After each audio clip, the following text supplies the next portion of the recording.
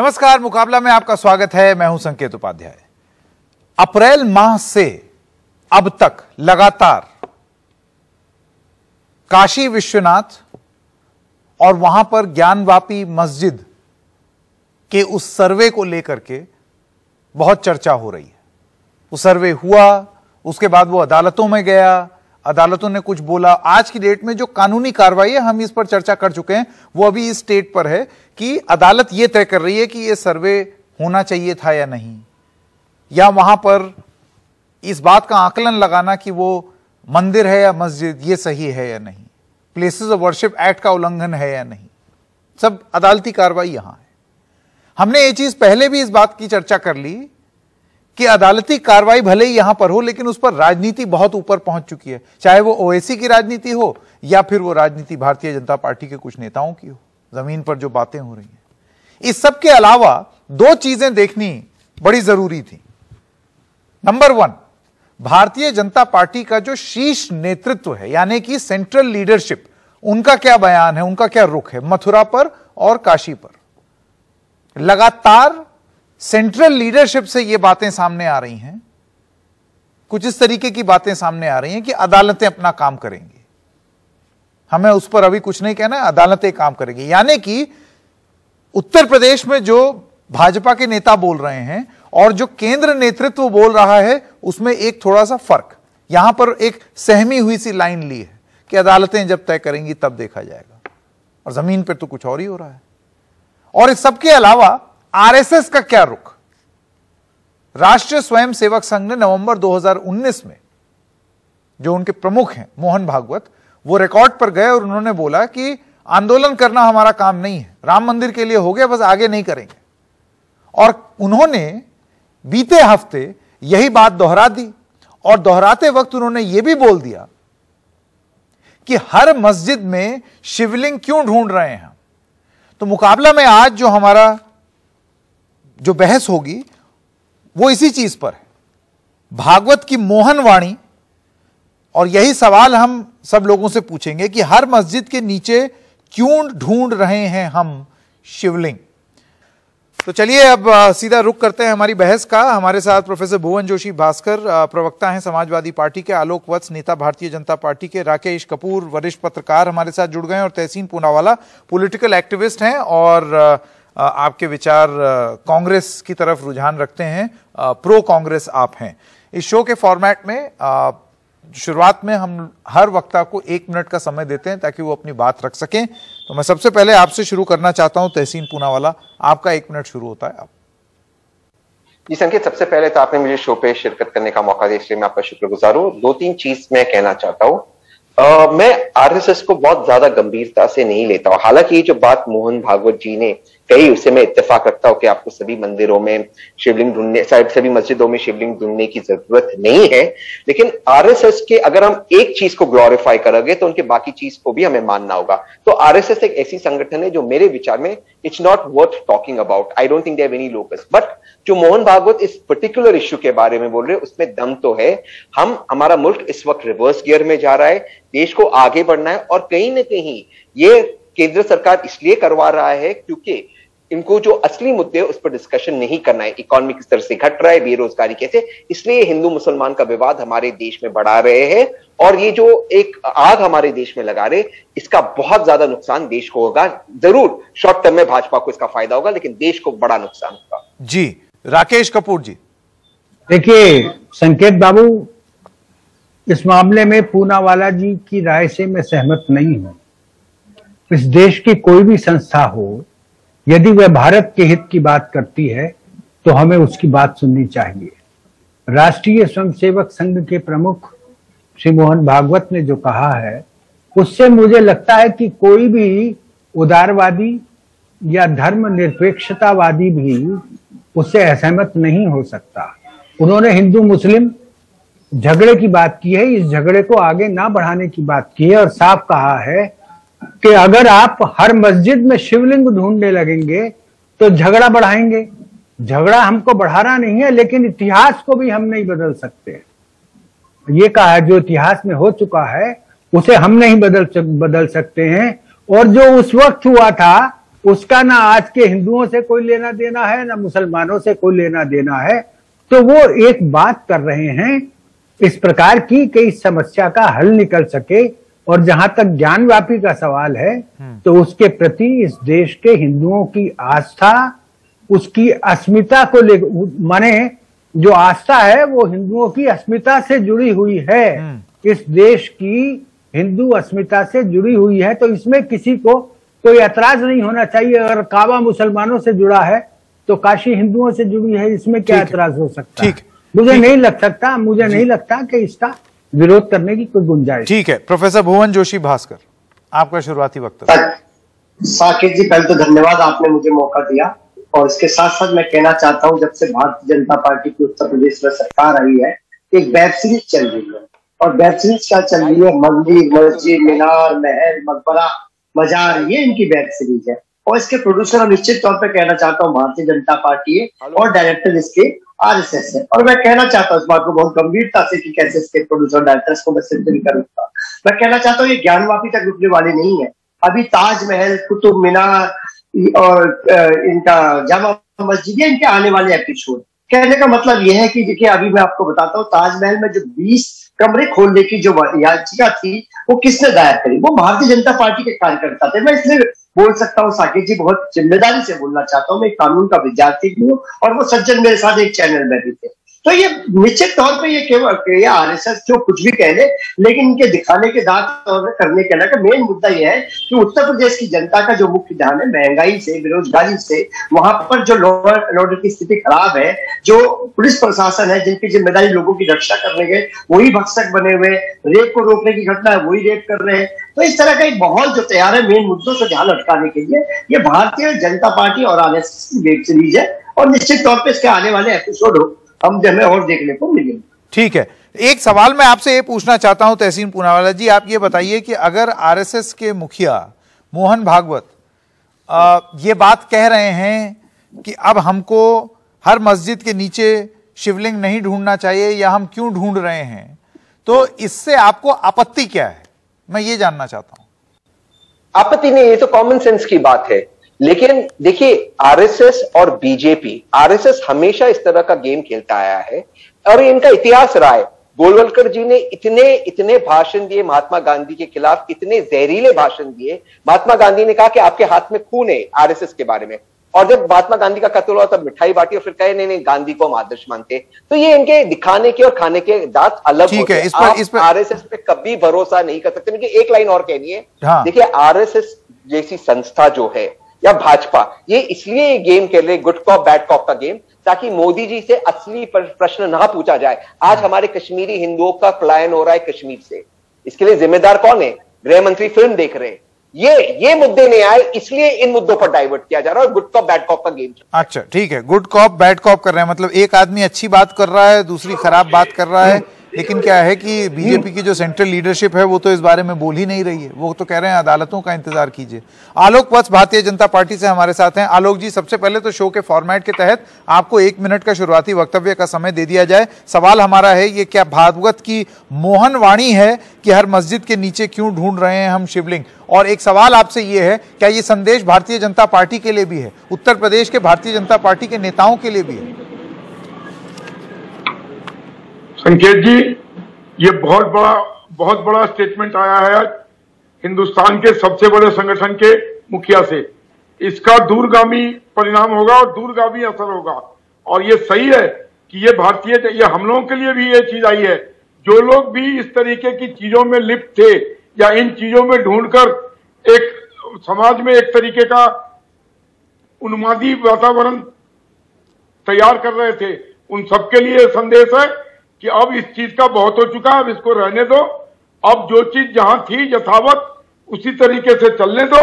और जो प्रबुद्ध लोग हैं दोनों समुदाय के, वो छोटे मोटे मुद्दे आपस में बैठ के खुद ही तय कर ले और इस तरीके की चीजों को से उलझने की कोशिश ना करें और इससे किसी तरीके का विवाद खड़ा ना करें। जी ठीक है, सब लोगों ने अपनी अपनी शुरुआती वक्तव्य दे दिए। एक छोटे से ब्रेक के लिए मैं रुक रहा हूं। भाग 2 में हम मुकाबला जारी रखेंगे और सवाल यही पूछेंगे कि मोहन भागवत ने जो बोला है, क्या वो संदेश लोगों के लिए या लोगों के साथ साथ जो आस्था रखते हैं उनके साथ साथ क्या भारतीय जनता पार्टी के लिए भी है? या तहसीन पूनावाला का विश्लेषण सही है कि ये गुड कॉप बैड कॉप हो रहा है कि एक आदमी कुछ बोलेगा, दूसरा कुछ बोलेगा, अंत में मकसद वही है कि इसके बारे में बातचीत होती रहे ताकि और मुद्दों पर बातचीत ना हो? मुकाबला जारी रहेगा।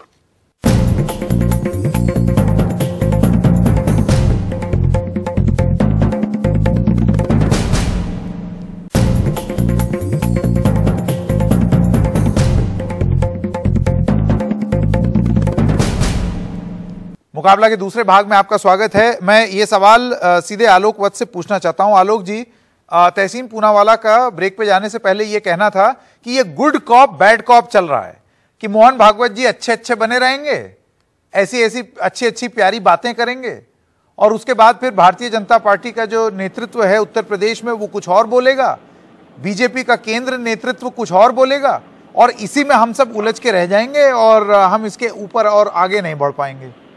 और चर्चा इसी में आसपास घूमती रहेगी। पूनावाला जी को जो कहना है कहें। वैसे भी आज उत्तरांचल के चुनाव ने भारत मुक्त की तरफ एक कदम और आगे बढ़ा दिया है, भारत मुक्त कांग्रेस की तरफ। इसलिए इनसे तो ज्यादा बात करने का ये नहीं है, लेकिन फिर भी last breath is the biggest breath. चलिए कोई बात नहीं है।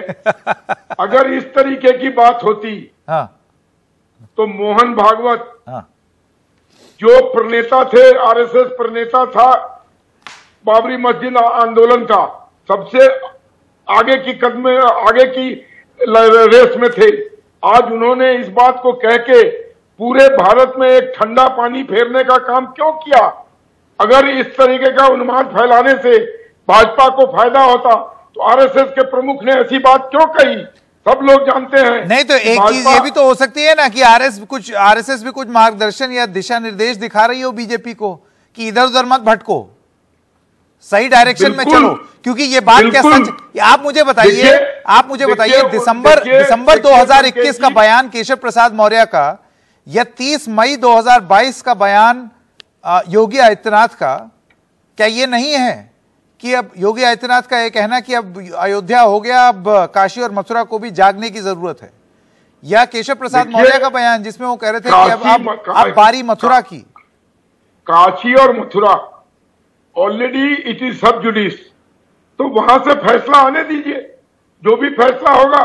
लेकिन हम लोग अब नया शिवलिंग ढूंढने का काम बंद कर देंगे। नहीं, नया शिवलिंग क्या, ये भी तो नया ही था। एक सेकंड, तो मतलब आपका ये कहना है काशी में अपने भुवन जी हंस रहे हैं बहुत जोर से, भुवन जी बहुत जोर से हंस रहे हैं। मेरा सवाल ये है कि फिर यही शिवलिंग ढूंढने क्यों निकले? इसको सौहार्दपूर्ण ढंग से निपटा लिया जाएगा, आपस में बैठ के। भाई आरएसएस प्रमुख ने, राकेश जी मैं आपके पास आना चाहता हूं, मैंने आरएसएस प्रमुख का पूरा बयान सुना। उनका यह कहना था कि आरएसएस ना तो कभी आंदोलन करने वाली संस्था थी कि हम कुछ जन आंदोलन करें सड़क पर, और ना ही अब रहेगी। वो किसी कारण की वजह से हम अयोध्या आंदोलन में जुड़ गए, लेकिन अब आगे नहीं जुड़ेंगे। उन्होंने यही बात दोबारा दोहराई बीते हफ्ते। यही चीज उन्होंने नवंबर 2019 में भी बोली थी। तो आरएसएस अपनी तरफ से अपनी पोजीशन दो बार क्लियर कर चुकी है मोहन भागवत के बयान से, लेकिन बीजेपी की पोजीशन आपको नहीं लगता है राकेश जी क्लियर नहीं है? क्योंकि स्टेट लीडरशिप जो बीजेपी की है उत्तर प्रदेश में वो कुछ और बोलती है, और सेंट्रल लीडरशिप कहती है नहीं अदालत का वेट करेंगे।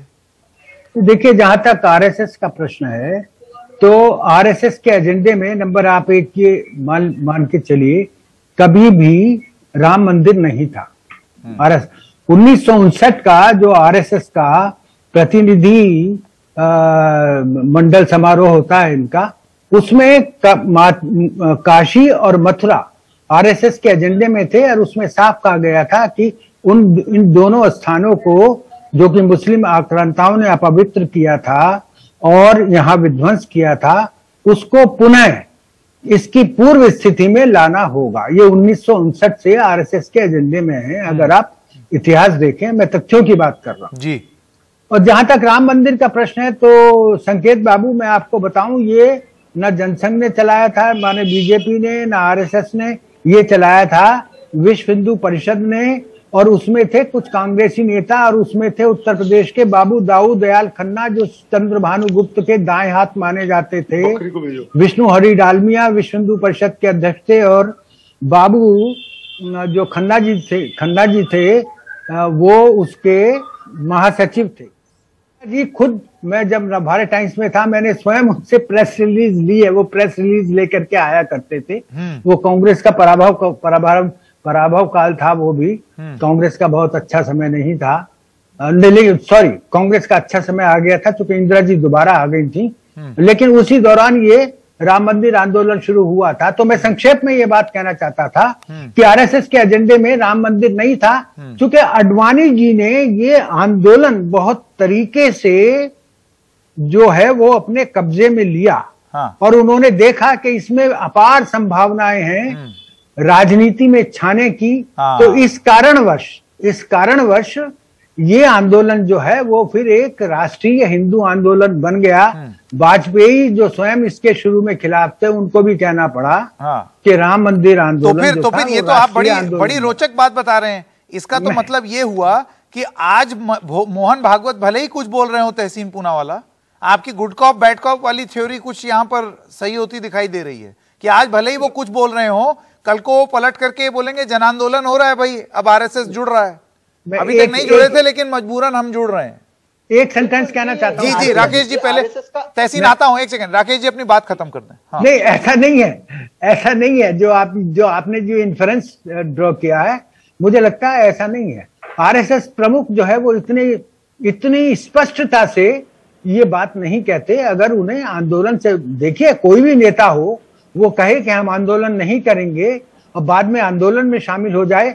राम मंदिर आंदोलन के बारे में उन्होंने कभी कहा नहीं कुछ, आरएसएस ने कोई प्रस्ताव पारित नहीं किया, लेकिन आरएसएस ने राम मंदिर आंदोलन का समर्थन किया जन जागरण देख करके। मेरा निवेदन सिर्फ ये, मैंने आरएसएस के यही मेरा सवाल है। तहसीन के पास में जाना चाहता हूं। तहसीन, कल को फर्ज कीजिए कल को काशी और मथुरा को लेकर के भी जन आंदोलन हो जाता है, भारतीय जनता पार्टी उत्तर प्रदेश में जन आंदोलन खड़ा कर देती है, तब क्या करेगी आरएसएस? यही तो आरएसएस की स्ट्रेटेजी रही है। मैं आपको यही कह रहा हूं, अगर आप पास्ट इतिहास देखें इनका या वर्तमान देखिए, इन्होंने हमेशा दो स्टैंड लिया है। इनका कभी भी कंसिस्टेंसी नहीं रहा है आरएसएस का।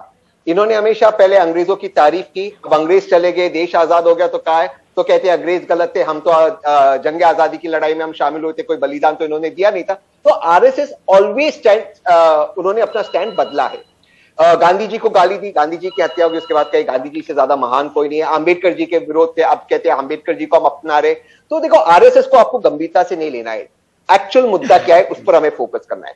एक्चुअल मुद्दा ये, Sanket ji you hit the nail on the head, आपने बिल्कुल सही कहा। जो बीजेपी के राष्ट्रीय प्रवक्ता है, ये बकायदा चैनल्स पर आकर ज्ञानवापी मस्जिद और मंदिर वाले मामले में, काशी मथुरा वाले मामले में ये वो स्टैंड लेते हैं जो स्टैंड आदित्यनाथ जी ने लिया, जो स्टैंड केशव प्रसाद मौर्य जी ने लिया। ये भी कहते हैं कि पीओडब्ल्यू एक्ट गलत है। इनके प्रवक्ता कहते हैं, राष्ट्रीय प्रवक्ता कहते हैं। हाँ, ये कहते हैं हम तो उस वक्त पार्लियामेंट में नहीं थे, हमने तो सुप्रीम कोर्ट में बीजेपी के एक नेता और एडवोकेट हैं अश्विनी उपाध्याय, वो भी लगातार कहते हैं। जी बिल्कुल, सुप्रीम कोर्ट में पीओडब्ल्यू एक्ट के खिलाफ इन्हीं के एडवोकेट थे अश्विनी उपाध्याय जी। तो देखिए कहना आसान होता है, ये कहते एक चीज है जो देश को सुनना है, ये जानते हैं कि देश की मीडिया उनकी बात को कैरी करेगी, तो ये कहते जो चीज देश को सुनाए। अभी जो बीजेपी के इस शो पे प्रवक्ता है वत्स जी, उन्होंने कहा देश में जो उन्माद फैला है उस पर ठंडा पानी डालने का काम कर रही है आरएसएस। तो मानते हो ना कि देश में उन्माद है, मानते हो ना ठंडा पानी की जरूरत है। तो इस गर्मी के माहौल में फायदा कौन सी पार्टी को होता? सपा को नहीं होता, कांग्रेस को नहीं होता, एनसीपी को नहीं होता। फायदा सिर्फ और सिर्फ दंगों का भाजपा को होता है। ये चीज हमें याद रखनी है। आरोप ढंग से भाई, अगर आप कुछ कह रहे हैं ढंग से, ताकि मैं आपका क्या कहना है, आग भी वही लगा रहे हैं और बुझा भी वही रहे हैं। बिल्कुल, ये बुझाने की कोशिश। ठीक है आलोक वत्स, इससे पहले कि आप इस बात का जवाब दें, प्रोफेसर भास्कर, मैं आपको यहां लाना चाहता हूं। देखिए, अगर ये राजनीतिक चाल है, राजनीतिक साजिश है कि उत्तर प्रदेश में भाजपा कुछ और बोलेगी, केंद्र में कुछ और बोलेगी और आरएसएस कुछ और ही बोलेगा, इसमें आप अपने आप को कहां पाते हैं? मान लेते हैं, चलिए मान लेते हैं बहुत बड़ी योजना के तहत इन तीन अलग अलग संगठनों ने, बीजेपी उत्तर प्रदेश, बीजेपी केंद्र और आरएसएस ने अलग अलग पोजीशंस ली हैं। कोई स्ट्रेटजी हो सकता है हो, आप अपने आप को कहां पाते हैं इसमें? साकेत जी, ये प्रदेश और देश को जोड़ने की जिम्मेदारी जिस पार्टी को लोगों ने दी थी, बड़ा दुख का विषय होता है मुझे राजनीति शास्त्र और कानून का विद्यार्थी होने के कारण। वो देश को खोदने और प्रदेश को खोदने चले हैं। और मैं अभी बताता हूं, मैं लगातार चैनल में मुझे बैठने का सौभाग्य मिलता है, और अभी एक भारतीय जनता पार्टी के प्रवक्ता कह रहे थे कि मंदिर मुक्ति आंदोलन चलेगा आपका, और हम समाजवादी पार्टी कहते हैं कि बेरोजगारी मुक्ति आंदोलन कब चलेगा, महंगाई मुक्ति आंदोलन कब चलेगा, परीक्षा मुक्ति आंदोलन कब चलेगा, नफरत की राजनीति जिसे मैं साकेत जी हेट पॉलिटिक्स कहता हूं, उसका मुक्ति आंदोलन कब चलेगा, भ्रष्टाचार मुक्ति आंदोलन कब चलेगा, अशिक्षा के खिलाफ आंदोलन कब चलेगा, संविधान बचाओ के खिलाफ नहीं, आपकी बात बहुत अच्छी है, बहुत ही अच्छी बात आप कह रहे हैं, लेकिन देखिए अंत में जब वोटिंग पड़ेगी तो जनता को कौन मना पाएगा? बीजेपी मना पाएगी कि आप मना पाएंगे? घूम फिर के बात, ये देखिए इमोशनल इशू है। साकेत जी एक जन जागरण होता है जिसको आप और हम और बहुत सारे लोग कर रहे हैं, उसके तहत ही आज इनको ऐसा बोलने पर मजबूर होना पड़ा। लेकिन मैं फिर कह रहा हूं, ये वेब सीरीज है और पात्र इसके अलग अलग है, और एक पात्र आपका उत्तर प्रदेश में बैठे हैं, एक पात्र इनके यहाँ बैठे हैं दिल्ली में। नहीं, सबसे पहली बात तो मैं आपसे ये जानना चाहता हूं कि आप तहसीन पूनावाला से इत्तेफाक रखते हैं जब उनका ये कहना है कि एक स्ट्रेटेजी है ये कि कोई सब अलग अलग बात बोलेगा, एक अच्छा बन जाएगा, एक बुरा बन जाएगा, और अंत में एक रणनीति के तहत सब साथ आ जाएंगे। साकेत जी उसी को मैंने कहा, ये वेब सीरीज है, वेब सीरीज के कलाकार है ये, कोई क्या है ये वेब सीरीज? वेब सीरीज है, बहुत जिम्मेदारी से कह रहा हूं। दर्शकों के लिए प्रोफेसर भुवन जोशी भास्कर ने ये कहा है, आलोक वत्स, कि ये नेटफ्लिक्स और अमेजॉन प्राइम की कोई वेब सीरीज बीजेपी चला रही है जिसमें अलग अलग क्या कह रहे हैं, मंदिर मस्जिद मीनार मजार, ये इनके एपिसोड है। अच्छा आप नहीं है ये लोग, ताजमहल। ठीक है, समझ गया। आलोक वत्स जी, ये आप नेटफ्लिक्स और अमेजॉन प्राइम पर आने वाली एक वेब सीरीज की तरह ये राजनीति चला रहे हैं जिसके अलग अलग एपिसोड और सीजन आ रहे हैं, जिसमें मंदिर मस्जिद ये सब एपिसोड हैं, ऐसा आपके ऊपर आरोप लगा है। आपका जवाब? देखिए संकेत जी, आरोप तो कोई आदमी कुछ भी लगा सकता है, लेकिन ये जो हम पर वेब सीरीज चलाने का आरोप लगा रहे हैं नेटफ्लिक्स की तरह, तो मैं इनको बता दूं, एक जो आरोप लगा रहे थे वो तो रिटायर्ड हर्ट पवेलियन में बैठे हुए हैं, और दूसरे जो हैं वो भी अपना गेम हार चुके हैं। कौन नाम लेके बताइए। जो उनके बाद बोल रहे थे उनको भी पता है कि वो कहां पर चले गए। सपा को साथ पसंद है और सरकार बना रहे थे, और अच्छा कांग्रेस की बात कर बना रहे थे, तो उनको कहां जनता ने भेज दिया उनको भी मालूम है। और उनके जो मित्र लोग थे वो आजकल किन जेलों में सड़ रहे हैं ये भी उनको पता है। इसलिए इन लोगों की बातें बेमानी है। और दूसरी बात कि ये जितनी भी बातें हुई हैं मंदिर मस्जिद के मामले में, इसमें भारतीय जनता पार्टी कहां से आ गई? मैं बताता हूं कहां से आ गई। एक सेकंड आलोक जी, मैं आपको बताता हूं कहां से आ गई। 1 दिसंबर 2021 का ट्वीट केशव प्रसाद मौर्य जी का, जिसमें वो कहते हैं कि अयोध्या हो गया, अब मथुरा की बारी, जय श्री कृष्ण। है ना, किया तो कुछ नहीं ना। अरे ये क्या बात हुई? ट्वीट कर दिया। इतने बड़े नेता हैं, डिप्टी सीएम है, ट्वीट कर रहे हैं। ट्वीट कर दिया।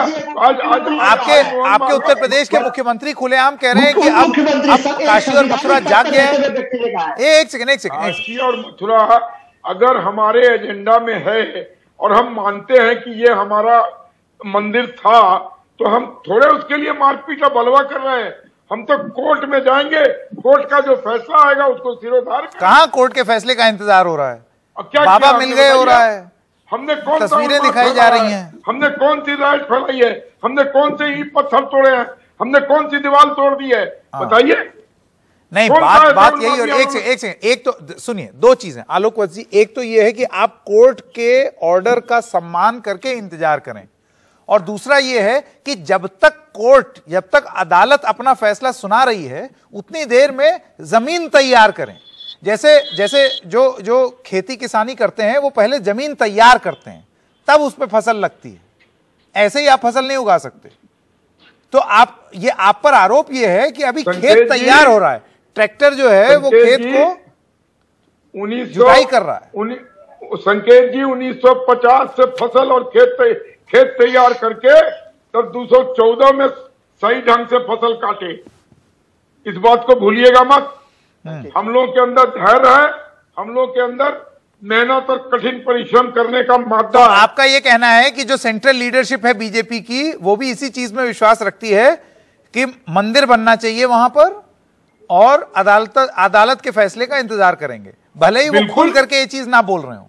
बिल्कुल। अच्छा, मतलब जेपी नड्डा चाहते हैं और नरेंद्र मोदी और अमित शाह ये चाहते हैं कि वहां पर मस्जिद हट जाए और मंदिर बने। हम भी चाहते हैं, अगर हमारे सबूत पुख्ता है तो मंदिर बनना चाहिए। अच्छा, तो राकेश जी देखिए, यहां पर आपको नहीं लगता है कि एक तरीके से स्पष्ट हो गया है कि ये आगे चल के एक रणनीति बन सकती है? जैसे भारतीय जनता पार्टी को, मुझे याद है नवंबर 2019 में ये बातें की जा रही थी कि नहीं अब सम्मान किया जाएगा कानूनों का और यहीं पर आंदोलन, यहीं पर आंदोलन खत्म हो गया है, अब आगे और नहीं, हमको सौहार्द बना करके चलना है। आपको लगता है कि वक्त रहने पर वो जमीन तैयार हो गई है कि आगे अगर आंदोलन करना पड़ा तो इस राह पर जाया जा सकता है? देखिए संकेत जी, थोड़ा सा मैं थोड़ी सी डेविएशन लेते हुए आपसे इजाजत लूंगा कि मैं अपनी बात कहूं जी। राम मंदिर में और काशी या मथुरा में बहुत अंतर है, बहुत बेसिक अंतर है। हाँ। राम मंदिर या अयोध्या का कोई ऐसा पुख्ता इतिहास नहीं था, काशी का पुख्ता इतिहास है जी।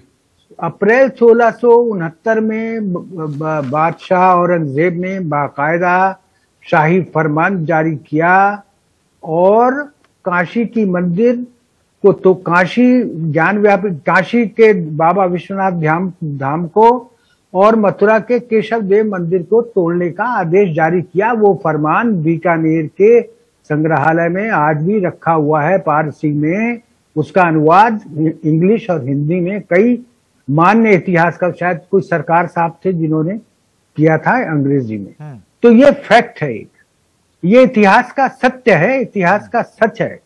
तो इस पर अगर हिंदू अड़ते हैं तो ना भाजपा की जरूरत है और ना आपको आरएसएस की जरूरत है, इस पर सिर्फ अदालत की जरूरत है। अदालत अगर उन साक्ष्यों को मानती है तो निश्चित रूप से, मैं एक हिंदू हूं, आप भी हिंदू हैं, हम नहीं चाहते कि इस देश में किसी प्रकार का झगड़ा फसाद हो धर्म को लेकर के। पंजाबी में एक कहावत है ना, जे गल समझ लई ते रौला की, राम रहीम ते मौला की। ये अगर हम आपस में ये बात समझ जाते हैं तो कोई झगड़ा नहीं है। लेकिन जहां तक मैंने पहले कहा था आपसे, ये हिंदू अस्मिता, राष्ट्रीय हिंदू अस्मिता है काशी, हिंदुओं का राकेश जी, मेरा सवाल यही है, देखिए सवाल यही है घूम फिर के कि आज आरएसएस प्रमुख का ये कहना कि हर मस्जिद के नीचे हम क्यों ढूंढ रहे हैं शिवलिंग। बिल्कुल। तो आपको नहीं लगता है कि ये संदेश अगर पूरी तरीके से देखा जाए, देखिए मैं अलग अलग कार्यक्रमों में हमने लगातार ये बात की है तहसीन, कि अगर आपको एज एन एकेडमिक एक्सरसाइज ये जानने के लिए कि मुझे इतिहास जानना है, उसके तहत आप व्याकुल हैं, आप इतिहास जानने के लिए वेलकम है, आप कुछ भी कर सकते हैं।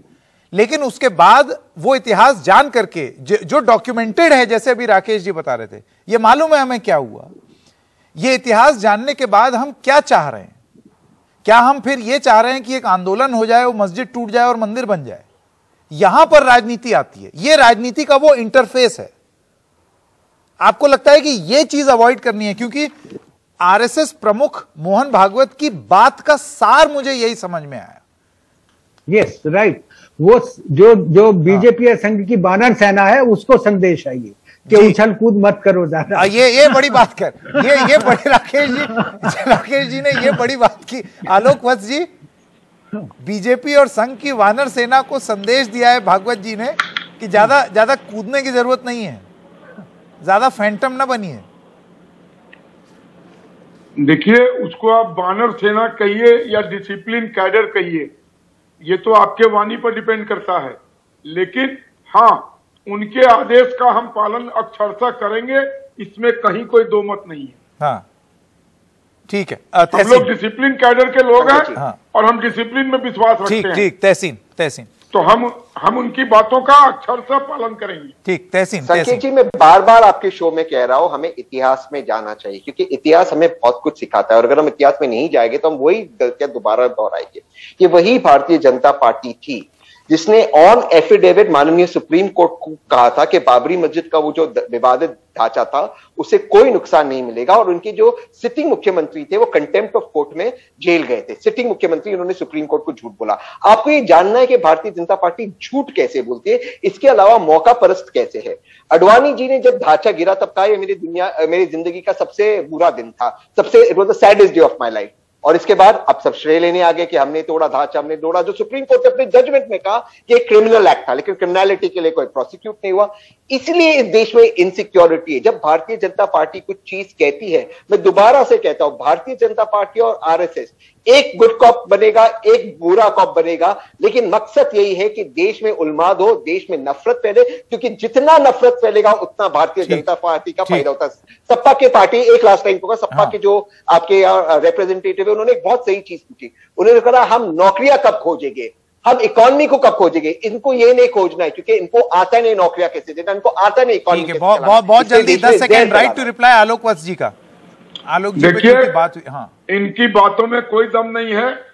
आज तक आजादी के बाद एक भी किसी दंगे में आरएसएस या भाजपा का नाम आया हो तो ये बता दें।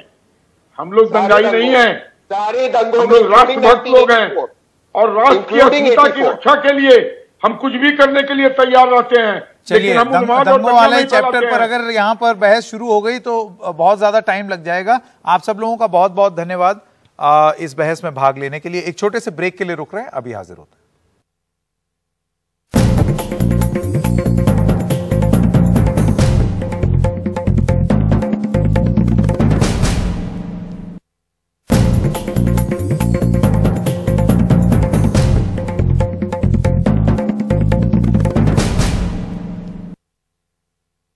1959 का जो आरएसएस का प्रतिनिधि मंडल समारोह होता है इनका, उसमें काशी और मथुरा आरएसएस के एजेंडे में थे, और उसमें साफ कहा गया था कि इन दोनों स्थानों को, जो कि मुस्लिम आक्रांताओं ने अपवित्र किया था और यहाँ विध्वंस किया था, उसको पुनः इसकी पूर्व स्थिति में लाना होगा। ये 1959 से आरएसएस के एजेंडे में है। अगर आप इतिहास देखें, मैं तथ्यों की बात कर रहा हूं।